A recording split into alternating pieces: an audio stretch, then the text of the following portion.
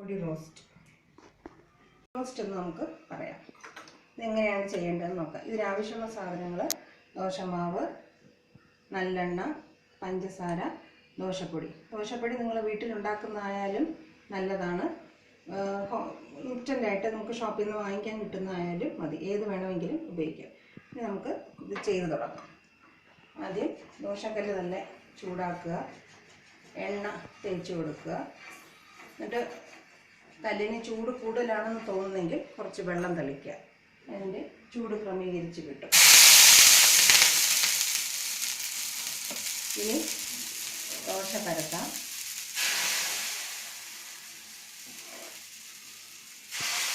നല്ല തിന്നായിട്ട് പരത്തുക.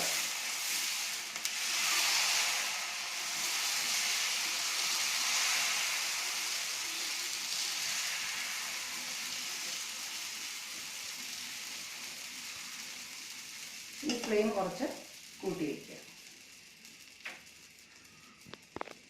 ദോശയിൽ നിറം മാറി തുടങ്ങി. ഇനി എണ്ണ ഒഴിച്ചു കൊടുക്കുക. ഞാനിവിടെ നല്ലെണ്ണയാണ് ഉപയോഗിക്കുന്നത്. നെയ്യ് വേണമെങ്കിൽ നെയ്യ് ഉപയോഗിക്കാം.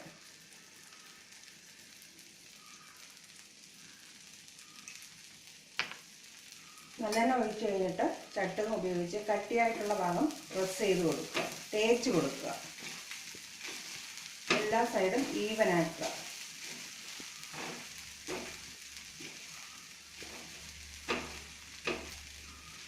ഫ്ലെയിം വേണമെങ്കിൽ കുറയ്ക്കാം.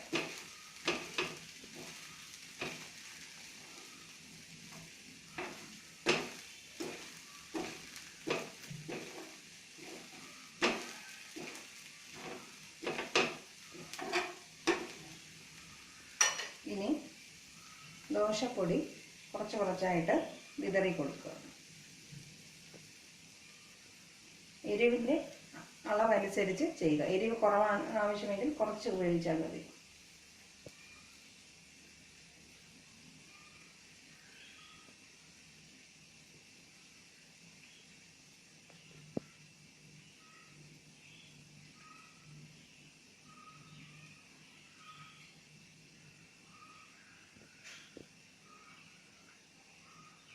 എല്ലാ വശത്തും കിട്ടുന്ന രീതിയിൽ സ്പ്രെഡ് ചെയ്യുക. ഇനി അതിൻ്റെ മുകളിൽ ചെറുതായിട്ട് കുറച്ച് പഞ്ചസാര വിതറി കൊടുക്കുക. ഇത് ദോശയ്ക്കൊരു ഫ്ലേവർ കിട്ടാൻ വേണ്ടിയിട്ടാണ്. പഞ്ചസാര ഉരുകി അതിൻ്റെ കൂടെ ചേരുമ്പോൾ നല്ലൊരു മണവും നിറവും കിട്ടും ദോശയ്ക്ക്. ഇനി ഫ്ലെയിം കൂട്ടി വയ്ക്കുക. കുറച്ച് എണ്ണ കൂടെ വേണമെങ്കിൽ ഒഴിക്കാം. ദോശ നന്നായിട്ട് മൊരിച്ചെടുക്കുക.